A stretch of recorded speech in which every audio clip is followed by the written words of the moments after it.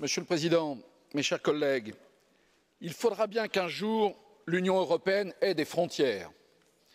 L'Union ne peut pas être une sorte de terrain vague où tous les riverains peuvent pénétrer pour faire un peu de commerce sous la seule condition de respecter quelques règles assez généralement admises. Si chaque fois qu'un pays riverain de l'Union européenne est ou tente à devenir quelque peu démocrate, nous devons accepter son adhésion, alors l'Union va continuer à s'étendre comme une tache d'huile. Elle n'aura pas de véritable consistance, elle n'aura pas de structure, elle n'aura pas d'objectif. Nous aurons construit une ONU régionale et renoncé à l'union politique, véritable projet que nous portons depuis 50 ans.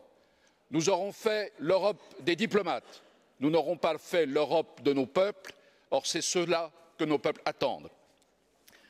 Au-delà de cette question évidemment essentielle qui, comme Emma Bonino le disait justement tout à l'heure, concerne ce que nous voulons pour l'Europe, ce qu'est dans nos esprits l'Europe, et il est évident que je crois qu'elle est une Europe politique, fédérale, qui devra permettre aux peuples de choisir ensemble leur destin.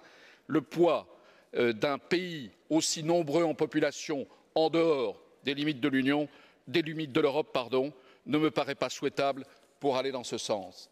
Deuxième temps, cette adhésion ouvrira, et beaucoup ici l'ont dit dans les débats que nous avons eus, ouvrira une longue liste d'adhésions nouvelles demandées.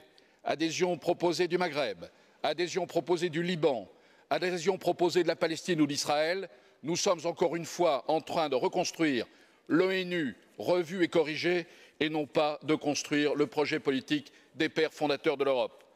J'ajoute enfin, pour terminer, Monsieur le Président, qu'il n'est pas pensable, à mes yeux, d'engager les négociations avec la Turquie tant qu'elle n'aura rien dit sur le génocide arménien. Excusez-moi, Monsieur Rocard, j'espère ne pas avoir choqué les dirigeants turcs en leur demandant cela.